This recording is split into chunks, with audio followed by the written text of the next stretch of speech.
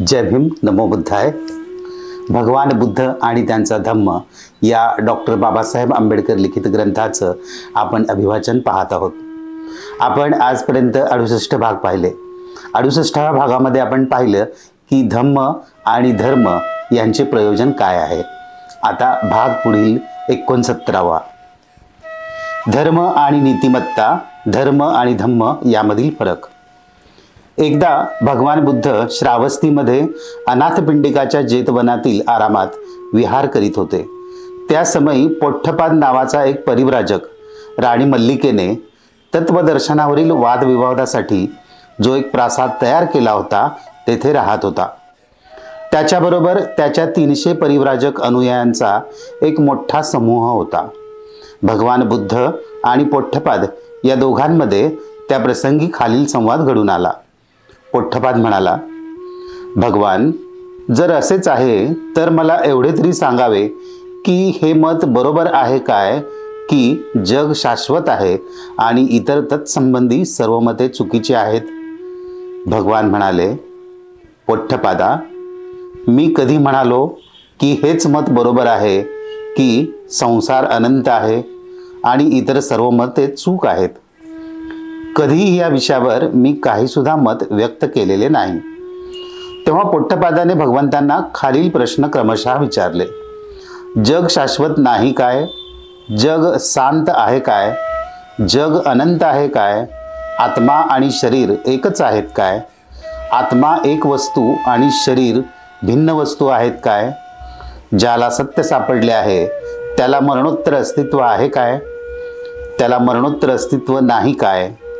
त्याला मरणोत्तर अस्तित्व आहे आणि नाही असे आहे काय? त्याला मरणोत्तर परत अस्तित्व नाही अथवा त्याला मरणोत्तर अस्तित्व नाही असे काय? या प्रत्येक प्रश्नाला तथागत बुद्धांनी एकाच प्रकारचे उत्तर दिले. पोठ्ठपाद, या विषयावर मी आपले मत व्यक्त केलेले नाही. परंतु या विषयावर भगवंतांनी आपले मत का व्यक्त केलेले नाही? कारण या प्रश्नांच्या उत्तरापासून कोणाला काहीच लाभ नाही. त्याचा धम्माशी काहीच संबंध नाही. त्यापासून माणसाला आपले आचरण सुधारण्यासाठी कसलीही मदत मिळत नाही. त्यापासून अनासक्ती, विराग वाढत नाही. त्याने रागद्वेषापासून मुक्ती मिळत नाही. त्याने शांती मिळत नाही. त्याने शमन होत नाही. त्याने सत्यज्ञान होत नाही. त्याने अष्टांग मार्गाच्या उच्चतर अवस्थांचे ज्ञान किंवा निर्वाण साधत नाही. म्हणूनच मी यावर आपले मत व्यक्त केलेले नाही. मग भगवंतांनी असे काय निश्चित केले आहे असे पोठ्ठपादाने विचारले.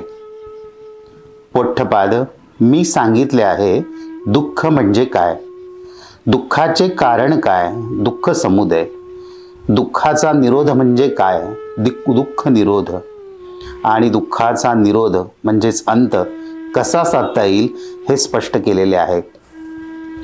पोठ्ठपादाने विचारले, आणि भगवंतांनी हे तरी का स्पष्ट केले? कारण पोठ्ठपाद, लोकांना त्यापासून लाभ आहे. तो धम्माचा विषय आहे. त्यामुळे माणसाला आपले आचरण सुधारण्यास मदत मिळते. त्यामुळे विराग वाढतो. त्यामुळे रागद्वेषापासून मुक्ती मिळते. त्यामुळे शांती मिळते. त्यामुळे माणूस स्वस्थ चित्त होण्यास मदत मिळते. त्यामुळे विद्या प्राप्त होते. त्यामुळे प्रज्ञेचा लाभ होतो आणि ते निर्वाणप्रत नेते. म्हणूनच तर मी दुःख, दुःखाचे कारण आणि दुःख निरोधाचे साधन या संबंधी विधान केले आहे. या संवादात धर्माचा विषय आणि धम्माचा विषय या दोहोंचे स्वरूप स्पष्ट झाले आहे. ते दोन विषय एकमेकांपासून अगदी भिन्न आहेत. धर्माचे प्रयोजन जगत प्रारंभाचे स्पष्टीकरण करणे होय आणि धम्माचे प्रयोजन जगाची पुनर्रचना करणे हे होय. नैतिकता म्हणजेच मोरॅलिटी आणि धर्म म्हणजे रिलिजन. धर्मात, रिलिजनमध्ये नैतिकतेला काय स्थान आहे? खरी गोष्ट अशी आहे की धर्मात नैतिकतेला कसलेही स्थान नाही. धर्माचे विषय म्हणजे ईश्वर, आत्मा, प्रार्थना, पूजा, कर्मकांड, विधी समारंभ, रीतिरिवाज आणि यज्ञ हे होत. नैतिकतेचा संबंध तेथेच येतो जेथे एका माणसाचा दुसऱ्या माणसाशी संबंध येतो. धर्मामध्ये नैतिकतेचा संबंध बाहेरून येणाऱ्या वाऱ्याच्या एखाद्या झोताप्रमाणे असतो. शांती आणि सुव्यवस्था राखण्यापुरताच नैतिकतेचा उपयोग होतो. धर्म हा एक त्रिकोण आहे. आपल्या शेजाऱ्याशी चांगुलपणाने वागावे, कारण तुम्ही दोघेही एकाच परमेश्वराची लेकरे आहात. धर्माची हीच विचारसरणी किंवा तर्क आहे. प्रत्येक धर्म नीतीचा उपदेश करतो, परंतु नीती ही काही प्रत्येक धर्माचे मूळ आधार नव्हे. ती त्याला असाच तात्पुरता जोडलेला एक डबा आहे. वेळ पडेल त्याप्रमाणेच गाडीचा डबा तिला जोडता येतो किंवा तिच्यापासून काढून टाकता येतो.